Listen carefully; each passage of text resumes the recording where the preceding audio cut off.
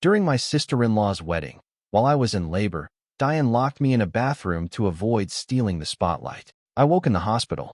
2 weeks ago, Mark, who is 30, and I, 29, had a daughter, Zoe.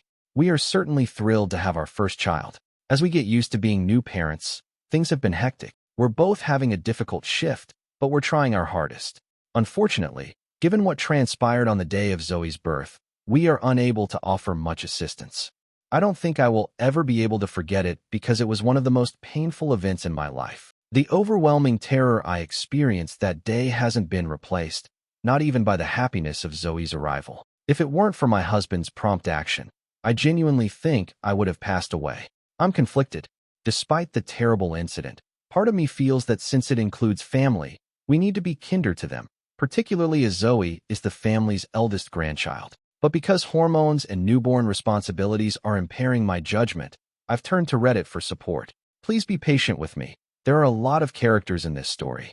The two younger sisters of Mark are Lucy, age 24, and Beth, age 28. Both of them and I have always gotten along well, so I don't believe there is any hostility between us. Since each of us is preoccupied with our own lives and occupations, we are not particularly close.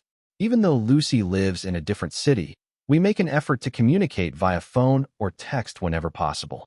My mother-in-law, Diane, 53, is another significant character in this tale. I get along well with Lucy and Beth, but Diane and I don't get along.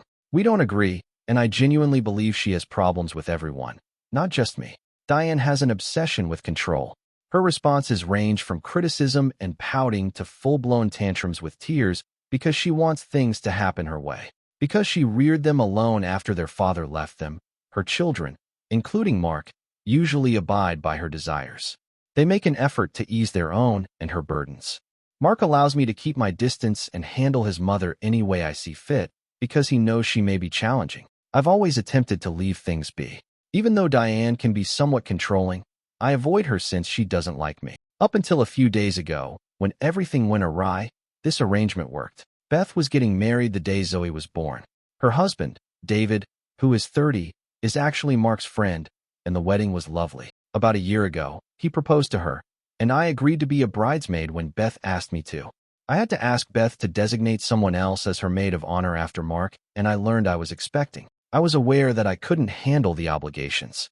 This was just 6 months before the wedding and roughly 6 months after her proposal. I was 3 months pregnant at the time. Before informing Beth, I was really anxious. I was afraid that our connection would become permanently strained. I was relieved that didn't occur. When I told Beth the news, she was ecstatic. She even briefly forgot about getting married. "Obviously, I'll be taking care of you," she said. When I told her that I couldn't perform the duties of maid of honor, she even thought about moving the wedding date so I wouldn't miss it, but that didn't work out in the end. Both sisters continued to work on getting ready for the wedding, with Lucy filling in as maid of honor. In spite of this, they found time to help me during my really difficult pregnancy. Beth always stood by me without complaining, but I felt bad for missing her on such a significant day. Diane, my mother-in-law, was the only one who appeared distressed. The wedding preparations were somewhat disrupted, and I believe she was irritated that I could no longer serve as the maid of honor. Diane began to act hostilely toward me, while Beth was totally cool with my pregnancy and my absence from bridal chores. It was subtly persistent. I chose to dismiss it, assuming it was just her wedding stress or my hormones. The wedding day came 2 weeks ago. By that time, my feet were swollen, my abdomen was enormous, and I was severely pregnant. Beth wanted me there, so even though I was tired and felt like I could faint, I wanted to go. In order to avoid detracting from her special day, I had asked her in advance if my presence would pose any problems. I even had the thought that she was offended. Beth informed me that she only wanted her family to be there to support her and that she didn't care about fame or attention. She urged me to go and not be concerned about any drama. I trusted Beth because I knew how direct she was, and I felt obligated to support her despite my physical discomfort. I won't lie, there were a lot of whispers and murmurs regarding my presence on Beth's wedding day. I knew Beth was glad I was there, so I tried my best to ignore them. That was all I cared about at the time. But Diane didn't talk to me very often. The whole time, she scowled at me. I was too uneasy to pay any attention. I left her alone because I lacked the energy to confront her or figure out why she was acting in such a passive-aggressive manner. I wasn't going to react, so she could glare all she wanted. Then came the major incident, which really startled me and everyone else. I began to feel nervous just before the ceremony started.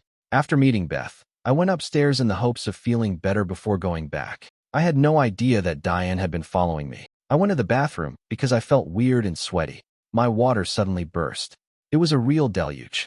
Immediately, panic struck. My baby had arrived at the worst possible time, despite the fact that I love her more than anything. I was attempting to think clearly while crouched in agony when Diane suddenly materialized in front of me. We had to get to the hospital, so I ordered her to grab my phone and call Mark right away. Diane escorted me to the restroom and took a seat for me. I trusted her to act appropriately, so I gave her my phone.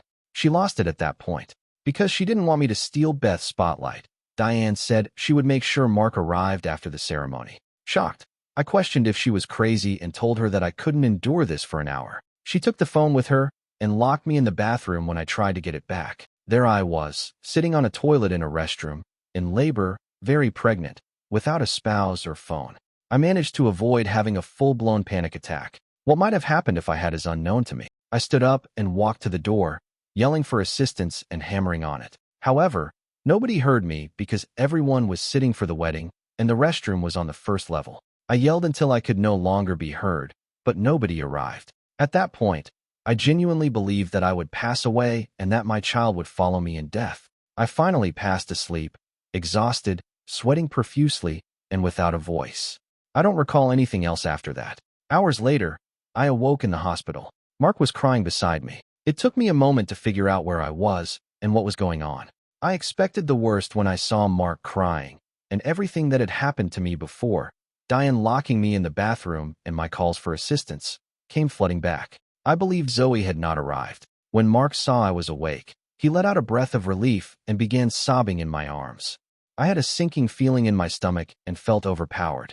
The nurse then entered carrying a baby girl. I let out a sigh of comfort. There will never be a better moment than the first time I held my baby. Since I didn't have the energy to digest everything at that point, I was thankful that Mark didn't give me any details. I could hear some noise outside the hospital room, though. Mark explained that his mother was outside and wanted to come in to see her granddaughter when I asked him what was happening. I filled him in on everything, including Diane's actions and how she needlessly put our daughter in risk. Furthermore, I made it plain that I would never permit her to get close to my daughter. She was dead to me. Mark said he already knew everything and nodded. Diane had sobbed and told him everything when he discovered me in that way. I informed him that I would not forgive her because of her breakdown. Mark chuckled and declared that Diane was dead to him as well. From this moment on, he declared that he would go to court to make sure she was punished and that he intended to prosecute her with endangering a life. I felt as though a burden had been removed when I heard that. Mark and his sisters all love his mother, so I know that he does, but I wasn't in the mood to forgive her after what she had done, which might have cost me and Zoe our lives. Our marriage would have been finished if Mark had sided with his mother instead of me. After that, there would have been no turning back. Given everything she had given up to raise them, I secretly feared he might support her. However, Mark defended me, and I am very appreciative. If it's possible, it increased my love for him. I inquired about Mark's wedding experience. "It's okay," he answered, adding that Beth and Lucy were waiting for his call to come see us. He laughed and assured me not to worry when I inquired if Beth was upset. When Beth said that Zoe's birth was the greatest present she could have gotten on her wedding day, she was ecstatic and beaming with pride. I cried when I heard that, and I told Mark to call them right away. David, Lucy, and Beth arrived at the hospital in a matter of minutes. The finest aspect? David and Beth were still dressed for their wedding. There was no way Beth was going to miss the opportunity to take a wedding photo with her niece. I began to cry. It was a very touching moment. I apologized to Beth for spoiling her day. After the photo, she gave me a big hug and told me that I was mistaken and that I had brightened her day.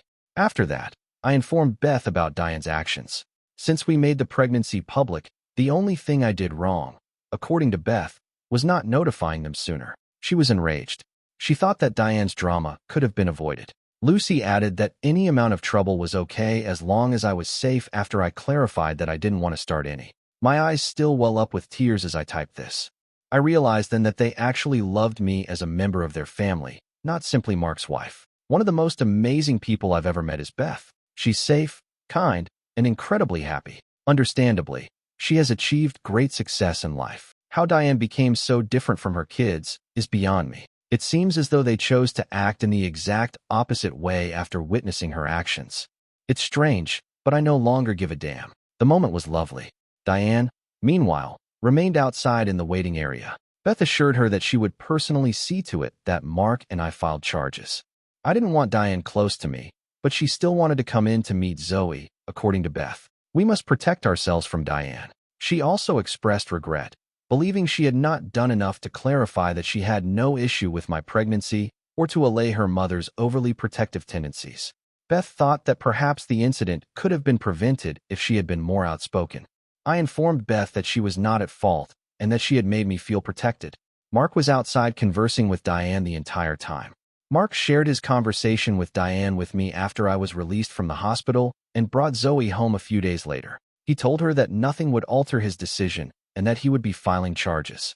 He also informed her that she was not regarded as Zoe's grandma in any way and would never be permitted to be a part of her life. For a perceived offense that didn't even bother her, Diane's actions had put our unborn kid and my life in risk. Additionally, Mark stated that he would drastically cut back on the financial assistance that Diane had been receiving from him and Lucy. Diane broke down in tears at that time, saying she didn't deserve this treatment because she had slaved away her whole life for her kids. Mark strongly asserted that her acts did not provide her authority over their life, even though he respected the sacrifices she had made. He acknowledged that he had been overlooking or justifying her actions for years, but that was no longer the case with Zoe and me. Given that Beth had never objected to my attending her wedding, Diane had gone too far and demonstrated that she was dangerous to be around. After that, Diane attempted to defend her behavior by claiming that she was attempting to keep Beth safe and didn't want me stealing the spotlight. However, Beth heard this and scolded Diane, stating unequivocally that she had never felt that way. We were moving on with the lawsuit, but Mark was taking care of it because I couldn't handle the extra stress of caring for a newborn. Mark stated unequivocally that none of the siblings were interested in continuing to be friends with Diane. Lucy only talks to her when it's absolutely necessary, and Beth has shut her off totally. Naturally, Mark and I are also no contact. Diane probably didn't expect this backlash. As perverse as that seems, it's possible that she truly believed she was defending Beth. I'm not justifying her in the slightest, but I feel sorry for her since things went so wrong. I was wondering then if we ought to discuss it with her. I felt awful and wrong about it, but perhaps I wasn't thinking straight. I knew that Mark would become irate if I brought this up to him. He couldn't even look at Diane at the moment since he was so angry with her. I didn't think this rift would be this deep, but there we were. Well, there is no possibility of reconciliation, never again. Being a new mother kept me quite busy, which is why I hadn't addressed the situation further for a while. I haven't had much time for anything else because I've been so busy taking care of myself and my daughter. The good news is that we are all very enthusiastic about Zoe's impending 8-week birthday. Mark and I have benefited much from the assistance of Beth and David. Lucy contacts us nearly every day, but she had to go back to work. Everyone's lives are brightened by Zoe, and her photos are all over our group chat. Diane has not been contacted. Since we already had too much on our plate and filing charges would be pointless, I persuaded Mark not to do so. None of us had the energy to handle the matter at that time. Mark reluctantly consented. Diane seemed appreciative when we informed her of this choice last week. I used the word appeared because the woman is genuinely insane, and she soon revealed her true nature to everyone. Mark and I got up at around 1 a.m. last week to a booming knock on the door. Mark went to open the door, but I fled and hid with Zoe because I assumed it was a robbery. Although I could hear shouting, I was afraid to venture out for fear of waking Zoe. My mother-in-law, Diane, was the one who did it, according to Mark. She was acting irrationally, yelling that we couldn't keep her away and that she needed to see Zoe. She finally backed off after Mark threatened to call the police. She had been attempting to enter the residence by force. We thought that something might be wrong with her and that everyone needed to know, so we contacted Lucy and Beth right once. But our worry didn't last long. Diane texted us unsettlingly the following day. She began by saying that we were punishing her for being a mother by denying her access to Zoe, calling us nasty and horrid. The text soon became erratic and theatrical. She discussed the challenges of parenting 3 children and how she had to put one child's needs ahead of another at all times. She used the excuse that she didn't want Zoe to ruin Beth's wedding to defend her actions on Zoe's birthday. Diane deliberately disregarded the fact that Beth had constantly emphasized that she had no issue with the pregnancy and wedding taking place at the same time, and that Zoe was actually a fetus at the time. I initially made an effort to comprehend her viewpoint. Then, though, her text became more sinister. Diane said that she was concerned that her children would no longer value her as much now that Zoe was in our lives. She said that she had thought Beth would be angry about the pregnancy because, as she put it, that's what a normal woman would feel. However, she didn't like it when she saw us all thrilled about the wedding and the pregnancy. She wanted us to be envious and competitive instead of pleased that we were happy for each other. Diane continued by saying that she felt devalued because Zoe had replaced her as her children's unifying factor. She also said that she had anticipated Beth would snap at her for drawing attention away from the wedding because of Zoe's birth. Diane felt supplanted when it didn't occur, and Zoe was the only topic of conversation. I was no longer able to read by this time, telling Mark that she was insane and dangerous for all of us. I requested him to ban her number. Since reading those texts, I've been suffering from a persistent headache. How a 53-year-old woman could compete with a 7-week-old infant is beyond me. I don't get it. And to be honest, I'm done attempting to figure out why she does it. Both Lucy and Beth were similarly horrified when we shared Diane's messages to them. They hypothesized that she might be experiencing a manic episode. Lucy even volunteered to fly down and have a facility evaluate Diane. I acknowledged that it was a smart concept, but I made it plain that I no longer wanted to interact with Diane. Her actions were too risky and unpredictable. Following these events, Diane is now the subject of a restraining order. We are exercising caution, even though she hasn't tried anything since the late-night event. Lucy carried out her plan, consulted a psychologist and a psychiatrist, and had Diane tested. Although Diane's behavior had no underlying medical cause, she was diagnosed with generalized anxiety disorder. The next course of action recommended by the specialists was therapy. Lucy made the decision to cut all communication with Diane following this disclosure. She stated that she would be happy to assist if Diane had a medical condition, but Lucy can no longer put up with her now that it is obvious that her acts are motivated by hatred. I share the sentiment and fully comprehend it. If Diane's behavior had been the result of a real mental illness, I might have felt some pity for her, but we can't make amends with her now that we know this is just who she is. The purpose of the restraining order is to protect Mark, Zoe, and myself. Diane has shown herself to be unsafe on 2 occasions, and her particular animosity against Zoe makes her much more hazardous. We cannot compromise on keeping her away from our family. This, I believe, will be my final word on the matter. I hope I never have to talk about this whole experience again.